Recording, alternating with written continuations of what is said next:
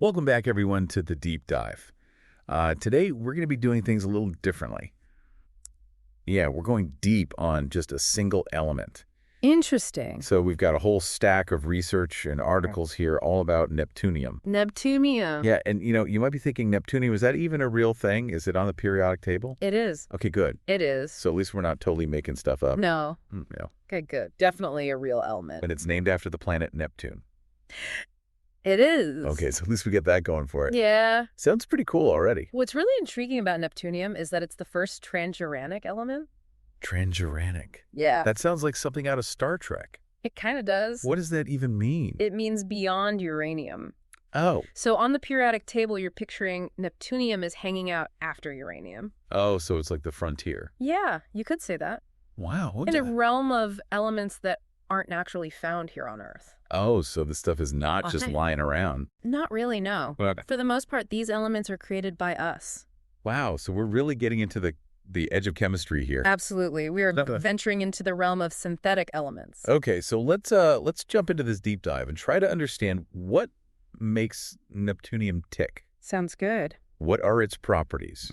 How was it discovered? And why should we even care? Great questions. Okay, so first up, let's get to know Neptunium's personality a little bit. Right. Our sources describe it as a hard, silvery metal that tarnishes in the air. Right. And that tarnish is a clue to its reactivity. Yeah. It reacts with oxygen, just like iron rusting. Ah. But instead of that reddish brown, you get a thin oxide layer forming on the surface. So it's not exactly like something you'd want to wear as jewelry then? Probably not the best choice for a necklace. Okay, good to know. But it does have that silvery metallic look initially. Okay, so it's reactive, but here's what throws me off. Our sources mention that it has a surprisingly low melting point. Interesting. Right. And get this, plutonium, its neighbor on the periodic table, also has a low melting point. Yeah, they're both pretty unusual in that regard for such heavy elements. Is that a coincidence? Not at all. It's all about how the electrons are arranged in these elements. Electrons? Yes, we're talking about the 5 and 6d orbitals. Those sound complicated. They can be, but think of it like mixing two primary colors of paint. Okay. You get a new color with its own unique properties. I'm following. In Neptunium and plutonium, these 5 and 6b electron orbitals, they kind of blend in a special way. Okay. Creating directional bonds that affect how tightly the atoms are held together in the solid. Interesting. And that, in turn, influences the melting point. So these invisible electron things are actually having a real-world impact on stuff that we can see and touch. Exactly. They're tiny, but they have a big influence. That's wild. But wait, there's more, right? There is? Neptunium has this other quirk. Okay. It can exist in multiple forms. They're called allotropes. Precisely. What does that even mean? It's similar to how carbon can be diamond or graphite. Oh. Same element, different arrangement of atoms, drastically different properties. So like 1 minute it's like a diamond and the next minute it's a pencil lead. Well, not exactly. Okay. But you get the idea. Okay. The way the atoms are arranged really matters. So Neptunium's allotropes mean that its density can change and even its radioactivity can be affected. That's right. Okay, so to recap, we're talking about an element that's reactive. It has a low melting point for its neighborhood on the periodic table, and it can exist in multiple forms with different properties. You got it. Neptunium is already shaping up to be much more complex than I anticipated. It's definitely got a lot going on. But now I want to go back in time. Okay. The discovery of Neptunium. All right. It's a story filled with near misses and scientific sleuthing. It really is. We're talking the early 1900s, a time when scientists were still grappling with the very structure of the atom. Back then, the idea of elements beyond uranium was mind-boggling to many. Yeah, I can only imagine. It was like trying to imagine a color you've never seen before. Totally. But we have to thank this guy, Enrico Fermi, for shaking things up. Oh, yes, Enrico Fermi. This brilliant scientist was bombarding uranium with neutrons, Right. thinking he'd created element 93. He was on the right track. Turns out he was on the brink of an even bigger discovery.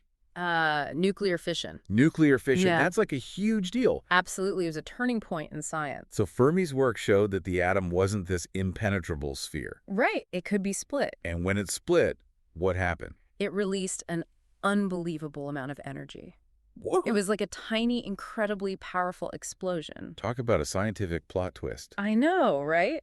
So Neptunium remained elusive. For a little while longer. But the story doesn't end there. It doesn't. Another team, a Japanese team no less, Wow. was hot on the trail right before World War II. That's right. And what's so fascinating is that what stopped them is a classic example of how science progresses. Absolutely. Their instruments, their tools of the trade, limited what they could observe. So they were almost there. They were so close to isolating Neptunium. Wow. They had the right ideas. But they just couldn't see it. Exactly. It's amazing to think how much our scientific instruments have advanced since then. It's remarkable, isn't I it? mean, they were right there on the cusp of this major discovery, but their tools just weren't quite up to the task. It happens all the time in science. Really? Oh, yeah. Wow. We're always pushing the limits of what we can observe. So what about Neptunium?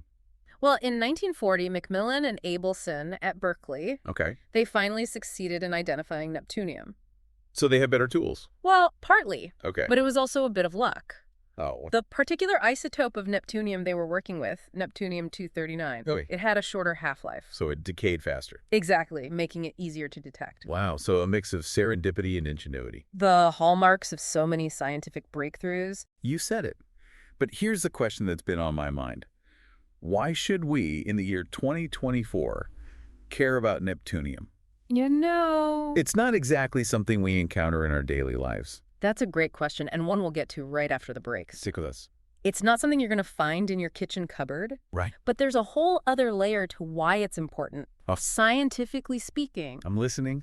these transuranic elements, the ones beyond uranium, Uh-huh. they can act like little windows into extreme environments. Extreme environments. Yeah, like the heart of stars or the depths of planets. So you're saying by studying Neptunium, we're essentially studying remnants of stars. Exactly. Wow. By understanding how these elements behave, we can gain insights into what happens in those extreme conditions. It's like having a tiny piece of a supernova right here in the lab. That's a great way to put it. Okay, so this seemingly obscure element has implications for understanding the evolution of the universe. That's mind-blowing. Okay. Get back to Earth for a moment. You mentioned that we don't really encounter Neptunium in our daily lives. Is that entirely true? Well, let's talk about Neptunium-237. Okay. It's a byproduct of nuclear reactors, No. which means we've unintentionally made a lot of it since the 1940s. Okay. And here's the kicker. I'm ready. This stuff hangs around for a very long time. Millions of years. Millions of Oh, years. yeah. It's not going anywhere anytime soon. So a bit of a waste disposal headache then. It definitely poses challenges, All but right. what's fascinating is that Neptunium-237 is also the key ingredient for creating another isotope, Oh, really? Plutonium-238. Plutonium. Ah. That's the stuff that's used in nuclear weapons, right? That's true for some isotopes of plutonium, yes, but Plutonium-238 is a different story. Okay. It's an incredibly useful and reliable power source for spacecraft. Wait, really? Yeah, The stuff that powers the Voyager probes? exactly. That's connected to Neptunium. Precisely. Wow. Those deep space missions, they rely on Plutonium-238, which we wouldn't have without Neptunium. That's incredible. To think that Neptunium, this element I barely knew existed until today, played a part in making that possible. It really highlights the interconnectedness of the periodic table. Yeah, you're right. Each element has its own story, its own set of properties, and often these surprising links to our world and beyond. Absolutely. And speaking of surprises, What is it? our sources dug up some fascinating bonus round trivia about Neptunium. Oh, I love trivia. Hit me. Well, it turns out Neptunium could be used in nuclear weapons. Oh, hold on. Really? Yeah, it's theoretically possible. If that's possible, why haven't we heard of it being used? It's not so much about danger, Okay. but about practicality. So it's just not efficient. Right. Other materials like uranium and plutonium are simply more efficient and easier to work with when it comes to developing weapons. So Neptunium is kind of like the underdog of the nuclear world. You could say that. Useful in some ways, but not quite the star player. Yeah, a bit of an understudy. Okay, you said bonus trivia, plural. Right, I did. What else is there? This one might surprise you. Okay. Remember we were talking about how we don't really encounter Neptunium in our daily lives? Yeah. Well, that's not entirely true. Oh. Neptunium shows up in smoke detectors. What? The little device on my ceiling that beeps when I burn toast has something to do with this radioactive metal. It does. How is that even possible? It all comes down to a chain reaction. Most smoke detectors use americium-241. Another one of those transuranic elements. Right. As americium decays, it produces a tiny amount of neptunium. So the americium is the main act, and the neptunium is kind of a side effect. Exactly. But how does that actually detect smoke? So americium releases alpha particles. Alpha particles. They're like tiny energetic bullets. Okay. These particles bump into the air molecules inside the detector, creating charged particles or ions. Okay. And this flow of ions is what makes a small electrical current. Oh, okay. When smoke particles enter the detector, Yeah. they disrupt that current, and that's what triggers the alarm. So in a way, Neptunium is like this silent guardian in our homes, That's a great way to think about it. working behind the scenes thanks to its connection to americium. Yeah. It's amazing how these elements we rarely think about can have these subtle yet important roles in our lives. It's true. We've covered a lot of ground today, from Neptunium's unusual properties and its roundabout discovery Yeah. to its roles in space exploration and even our everyday lives. It's certainly been an adventure. It has. Is there anything else we need to add to the Neptunium story? I think the biggest takeaway from our deep dive into Neptunium is that even the seemingly obscure elements can hold incredible significance.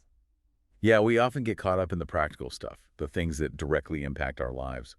But like you said, Neptunium shows us that there's a whole world of knowledge to uncover, even in those corners of the periodic table we might consider, niche. Exactly. It's like, don't just skim the surface. Right. There's magic in those deeper layers. Who knows what future technologies these elements might unlock, or what profound secrets about the universe they might reveal. Exactly. Maybe our exploration of Neptunium today will spark someone's curiosity, Yeah, leading them down their own path of scientific discovery.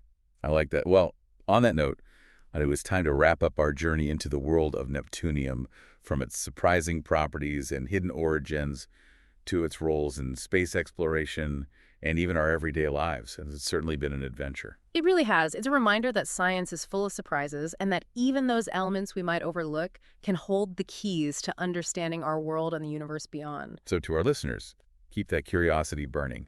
You never know what mysteries you might uncover, what connections you might forge just by taking a deep dive into the elements. Until next time, happy exploring.